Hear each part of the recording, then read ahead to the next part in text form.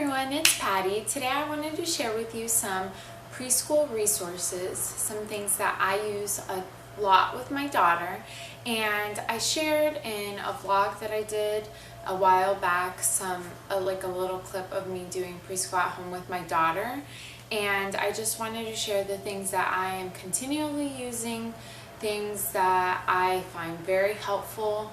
When I first started, I was a teacher, and when I first started doing preschool at home and taught school with my daughter, I found it a little overwhelming, and I think it was just because I was trying to run a classroom when she's too little for that, and I just kind of had to step outside of the classroom mindset and into me teaching now 3-year-olds. So I feel like I have a good handle on things now, and we're both really enjoying it.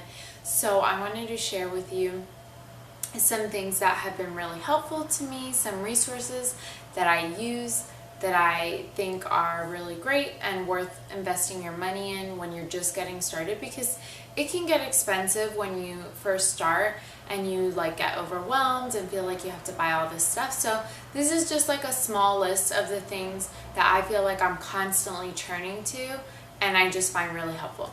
So the number one thing that I would recommend, which is absolutely free, is this blog that I found. I actually found the person on Instagram, and they have no idea who I am, but it's this mom that she started a curriculum, and she offers this curriculum absolutely free.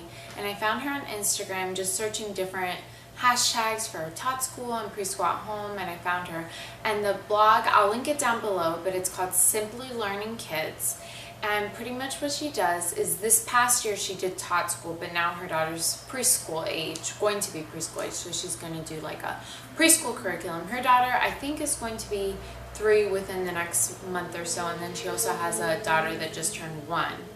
And what she does is she does like a curriculum, and then she'll do like free printables, and then other moms join in and they'll post pictures on Instagram. So there's like a specific hashtag on Instagram, and you search the Instagram hashtag and you can get so many ideas, and it's just a really great community on Instagram of different moms sharing ideas, and I just love it. I have a special dedicated Instagram account to my daughter's preschool at home stuff, so I'll link that down below too, because I try to follow the themes that she does. I don't go at the same pace that she does. She started before I did, so I've gone back and things like that, but she has so many wonderful ideas, so I'll make sure I link her down below because I highly recommend her. So next, I wanted to share some things that I just think are really great to have when you're first getting started. One of the things that I think is really helpful is to have a laminator, and I'll show you mine. This is the one I have. This is like the Scotch laminator, and I actually purchased this when I was teaching, and I think I purchased this probably 5 years ago, and I still have it, and I think it was like $30 or something. But you can buy, I'll link, they're like much more updated looking now, but I'll link the one, like their newest model, down below. But this is the Scotch one, and then you can buy the refills on Amazon, pretty inexpensive. They have them, I think, like at Joann's also. The next thing that goes kind of along with the theme of the printer and the laminator is just some good quality cardstock. This is the one, I have the Georgia Pacific Image Plus, and this is what I've been buying for years now. I bought this when I was teaching. My parents have a Sam's Club membership, so they picked these up for me from Sam's Club, and they're really inexpensive. What I try to do is I print things out, like any free printables that I find. I try to print them out on the cardstock paper and then laminate them so I can just reuse them. And then the thing is, I also have my son, so once he's old enough, all these things that I've saved and filed away, I can reuse with him. The next thing that I think is really helpful are just different types of trays. What I try to do is these I purchased from Walmart. These I actually discovered because the blog that I recommended, the Simply Learning Kids blog, she recommended these, and I think these were $1.84. Now the only thing is I purchased these around Easter time, but just now they're coming out with like school supplies and they have this type of thing around. I really like these. She also recommends one from IKEA that's like a clear tray. I'll try to link the clear tray down below because if you're at a local IKEA, and I'm pretty sure that one was around $2. I haven't had a chance to go to IKEA, so I've been using these and they've been wonderful. And then the other ones I use are like the divided trays. I have some divided trays from the dollar store that I use from time to time, and then I use these pretty often. These I purchased from Walmart, and I think they were around the $2 range, and they're by the brand these are Nordic Wear. I also have the Replay Recycle ones that they sell at Target. I'll try to link down a few of the different trays down below, but pretty much what I do, right now we kind of took a break from preschool at home, but when I am doing it, I try to set up trays the night before, and then it's super easy because in the morning when I put my son down for a nap, I'll grab a tray and just put it there, and we do a lot of activity on the table, and it kind of keeps everything contained. It also keeps it like sectioned for her, and I just pull one tray at a time, and everything's organized and set up. I don't want to waste time in the morning setting things up for her. I want to have things ready to go just so we can use the alone time I have with her, I can dedicate to teaching her, not so much like setting things up. The next thing I recommend is just different types of letters. I think having different types of letters reinforces what you're trying to teach. For example, I try to teach my daughter the alphabet, but I also try to teach her individual letters. That way she's not just memorizing the alphabet, but actual letter sounds. So she doesn't know all her letters yet, but she's learning them. Not so much learning her ABCs, but learning each individual actual letter. So for example, we had a theme of construction, and for that week we did the letter C, and I went over the letter C and I used different manipulatives of letters. So it's nice to have different types. So for example, I have these stamps that I don't remember where I purchased these. I purchased these when I was teaching.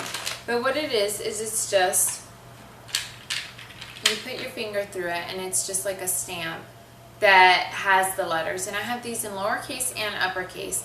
And so I would have my daughter stamp out the letter C. And I'll link some on Amazon down below, but these she really enjoys because it's something hands-on that she's doing with the letter C. I also have the magnetic letters. These I picked up from the Target dollar spot, and a lot of Targets still have them. They're $3 and they're great, and they're bigger, which I really like. I also like these.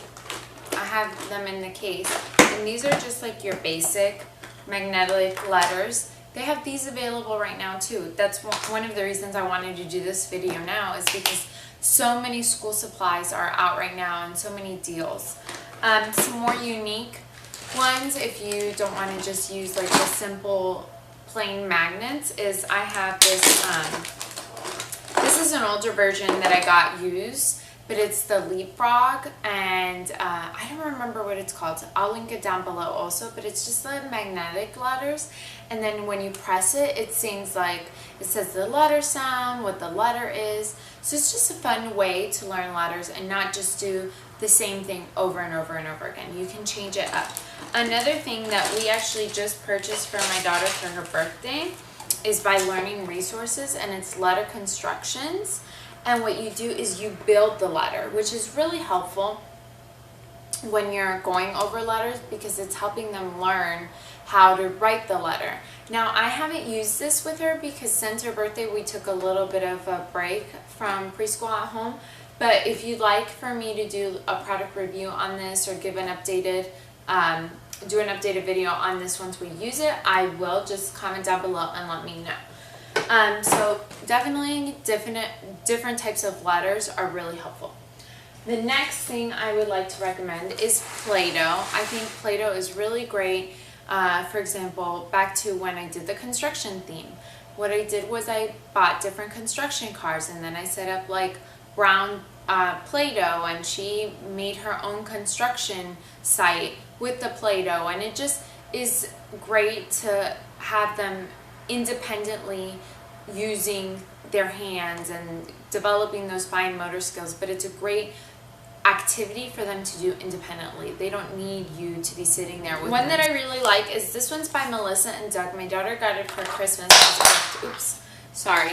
And I really like it because it brings the tools with it, and I think that's great.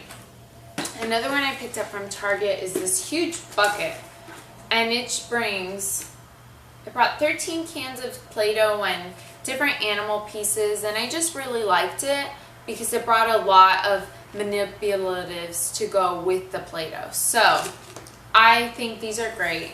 I know Walmart also sells like the individual jars, which I think are really nice too. So Play-Doh is something that we are constantly using on a weekly basis, and it's something that she really enjoys. The next thing I want to recommend is the Crayola. These are my favorite, and I have tried others. My favorite are the Crayola Tempera paints. I had purchased some on clearance at Target last year, I think at the end of the school, like when all the school supplies went on clearance, and it stained.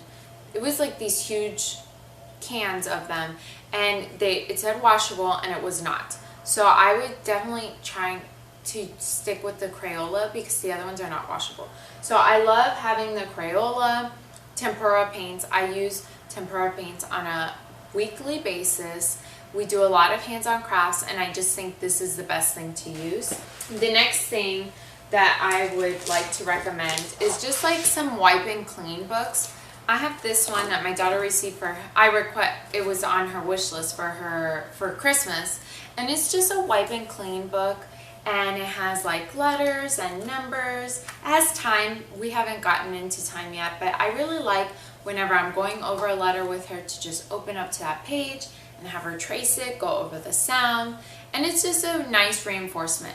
Now, something else I like to do is I like to pick up the inexpensive books from like the Dollar Tree, but what I do is, like, I have this book here that was from the Dollar Tree, and then what I do is I open up to a page that I want her to do, and I fold it, and then you could stick it into one of these wipe and clean pockets, and you could just stick it in there, and that way you're not wasting the book, and you can still keep all the pages.